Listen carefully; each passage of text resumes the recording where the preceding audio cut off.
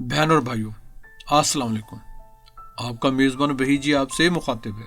خیریت موجود، خیریت مطلوب۔ آج کی اس ویڈیو میں حضرت ادریس علیہ السلام کے حالات زندگی اور ان کی منفرد خواہشات کا تذکرہ کیا جائے گا۔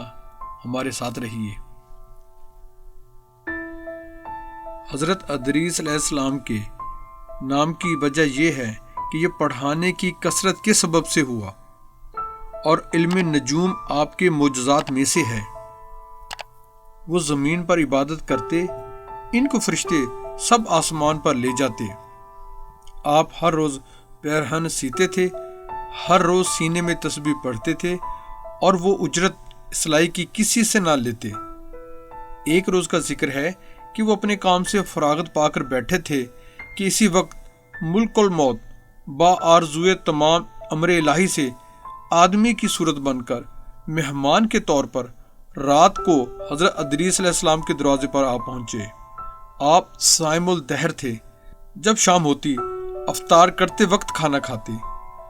آپ کا بہشت سے کھانا آتا، جس قدر چاہتے کھا لیتے، باقی کھانا پھر بہشت میں چلا جاتا۔ اور اس دن کا کھانا جب بہشت سے آیا تو حضرت ادریس علیہ السلام ان کا یہ حال دیکھ کر متعجب ہوئے کہ یہ کون شخص ہے۔ جب دن روشن ہوا، حضرت ادریس علیہ السلام نے ان سے کہا کہ اے مسافر، تو میرے ساتھ چل کر خدا کی قدرت صحرا میں جا کر دیکھ۔ تب دونوں بزرگ گھر سے میدان کی طرف نکلے۔ جاتے جاتے ایک گیہوں کے کھیت میں جا پہنچے۔ حضرت ملک الموت نے کہا، چلو اس کھیت سے چند خوشے گیہوں کے لے کے ہم تم مل کر کھائیں۔ حضرت ادریس علیہ السلام نے فرمایا کہ عجب ہے کہ تو نے شب گزشتہ کو کھانا حلال نہ کھایا، اب حرام کھانا چاہتا ہے۔ پھر وہاں سے دونوں بزرگ ایک دوسرے باغ میں جا پہنچے۔ وہاں بھی انگور دیکھ کر حضرت اسرائیل علیہ السلام نے کھانے کا قصد کیا۔ حضرت ادریس علیہ السلام نے فرمایا، تصرف ملک غیر میں حرام ہے۔ پھر جاتے جاتے ایک بکری دیکھ کر حضرت اسرائیل علیہ السلام نے کھانے کا ارادہ کیا۔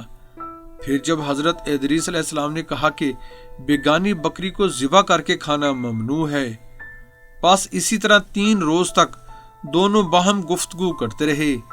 جبکہ حضرت ادریس علیہ السلام نے معلوم کیا کہ یہ کون شخص ہے اور یہ بنی آدم میں سے معلوم نہیں ہوتا، تب حضرت ادریس علیہ السلام نے فرمایا کہ خدا کے واسطے ظاہر تو کرو کہ تم کون ہو۔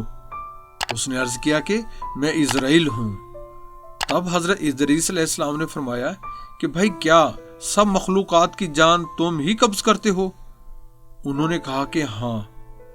حضرت ادریس علیہ السلام نے فرمایا، شاید کہ تم میری جان قبض کرنے کے لیے آئے ہو۔ انہوں نے کہا کہ نہیں، میں تو تمہارے ساتھ خوش طبعی کرنے آیا ہوں۔ حضرت ادریس علیہ السلام نے کہا کہ آج 3 دن سے تو میرے ساتھ ہے، اس عرصے میں بھی تو نے کسی کی جان قبض کی ہے؟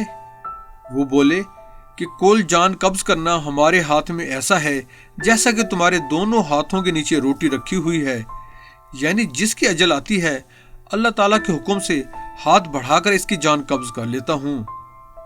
اور پھر حضرت اسرائیل علیہ السلام بولے، اے حضرت ادریس علیہ السلام، میں چاہتا ہوں کہ تیرے ساتھ رشتہ برادری کا کروں۔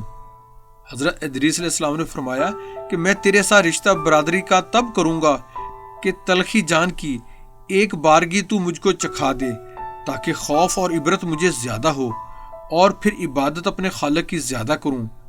ملک الموت نے کہا کہ بے رضا الہی کسی کی جان قبض نہیں کر سکتا ہوں۔ تب حضرت ادریس علیہ السلام نے خداوند قدوس کی درگاہ میں عرض کی کہ حکم ہوا کہ جان حضرت ادریس علیہ السلام کی قبض کر۔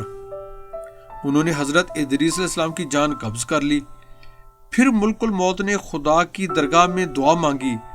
پھر اللہ تعالیٰ نے ان کو زندہ کیا اور حضرت ادریس علیہ السلام نے اٹھ کر ملک الموت کو اپنی گود میں لے لیا۔ دونوں نے آپس میں رشتہ برادری کا لگایا۔ پھر ملک الموت نے ان سے پوچھا، اے بھائی، تلخی جان کنی کی کیسی تھی؟ وہ بولے کہ جیسے کسی زندہ جانور کی کھال سر سے پاؤں تک کھینچی جاتی ہے۔ ملک الموت نے کہا، اے بھائی، قسم ہے رب العالمین کی کہ جیسا میں نے تیرے ساتھ احسان کیا ہے ایسا کسی کے ساتھ نہیں کیا۔ حضرت ادریس علیہ السلام نے فرمایا اے بھائی مجھے دوزخ دیکھنے کا شوق ہے، تو مجھ کو اس کے دروازے تک لے چل تاکہ اس کے دیکھنے سے خوف الہی زیادہ ہو اور میں پھر عبادت اور بندگی زیادہ کروں۔ تب ملک الموت نے خدا تعالیٰ کے حکم سے ان کو 7 طبق دوزخ کے دکھائے۔ پھر حضرت ادریس علیہ السلام بولے، اے بھائی مجھ کو بہشت دیکھنے کی آرزو ہے کہ اسے دیکھ کر خوشی حاصل کروں گا اور عبادت زیادہ کروں گا۔ پھر ان کو بہشت کے دروازے پر لے گئے اور انہوں نے بہشت کے مناظر اپنی آنکھوں سے دیکھے۔ پھر کہنے لگے، اے بھائی میں تلخی جان کنی کی چکھ چکا ہوں اور دوزخ بھی دیکھی، مگر جگر میرا مارے پیاس کے جل گیا، اجازت ہو تو بہشت میں جا کر ایک پیالہ پی لوں۔ تب اس نے کہا کہ تم وہاں سے واپس آنے کا عہد کرو۔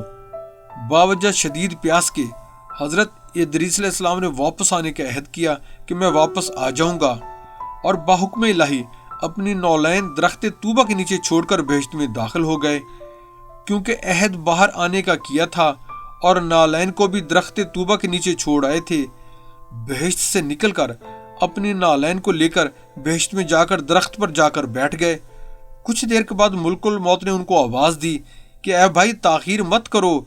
اس کے جواب میں حضرت ادریس علیہ السلام نے فرمایا، اے مشفق جبار عالم فرماتا ہے، کل نفس ذائقۃ الموت، یعنی ہر جی کو موت کا مزہ چکھنا ہے۔ اب تو میں مزہ جان کنی کا چکھ چکا ہوں اور دوزخ بھی میں نے دیکھ لی ہے، اور میں بہشت میں بھی آ گیا ہوں، اور اب پھر میں واپس نہیں آؤں گا۔ اور باموجب فرمان الہی جس کا مفہوم ایسے ہے، نہ پہنچے گی وہاں ان کو کچھ تکلیف اور نہ ان کو وہاں سے کوئی نکالے گا، یعنی جو بہشت میں گیا پھر وہ واپس نہ آئے گا۔ اے بھائی میں ہرگز باہر نہیں آؤں گا۔ درگاہ باری سے آواز آئی، اے اسرائیل تو حضرت ادریس علیہ السلام کو چھوڑ کر چلا جا، میں نے ان کی تقدیر میں یہی لکھا تھا۔ حضرت ادریس علیہ السلام موت کا مزہ چکھ کر اور دوزخ بھی دیکھ کر جنت میں جا رہے۔ حضرت ادریس علیہ السلام تو جا کر بہشت میں رہ گئے، جبکہ ان کے فرزند سب فراق سے شب و روز گریزاری میں تھے۔ ایک روز ابلیس لعین ان کے پاس آیا اور کہا کہ تم رویا کرو، میں تمہارے باپ کی سی ایک صورت بنا دیتا ہوں، تم اس کو شب و روز دیکھا کرو اور پوجو، اس سے تمہارا سب دکھ درد اور غم جاتا رہے گا اور تم خوش رہو گے۔ ابلیس لعین نے ایک ایسی صورت بنائی کہ ان کی شکل میں اور اس میں کوئی فرق نہ تھا، صرف اتنا ہی فرق تھا کہ یہ صورت بات نہ کرتی تھی اور وہ لوگ اس صورت کی پوجا کرتے تھے، یہاں تک کہ رفتہ رفتہ بت پرستی تمام عالم میں پھیل گئی۔ مشرق سے مغرب تک یہ رواج جاری رہا کہ کوئی آدمی اللہ تعالیٰ کو نہ جانتا تھا، علم و عمل ان میں مفقود تھا۔ بعدہ خدا تعالیٰ نے حضرت نوح علیہ السلام کو ان پر پیغمبر بنا کر بھیجا تاکہ ان کو راہ ہدایت بتائیں۔ واللہ عالم بالصواب۔ بہن اور بھائیوں، اگر آپ ہمارے YouTube channel history by Waheed ji پر نئے آئے ہیں تو ہم آپ سے ملتمس ہیں کہ ہمارے چینل کو سبسکرائب کر کے بیل آئیکن پر کلک کر لیں، آل کو چیک ان کر لیں، ہماری ویڈیوز کو اپنے حلقہ احباب میں شیئر کریں، کمنٹس باکس میں اپنی قیمتی آراء سے ہماری رہنمائی فرمائیں۔ آپ کے یہ پیار بھرے اقدام ہمارے لیے حوصلہ افزا ہوں گے۔ جزاک اللہ۔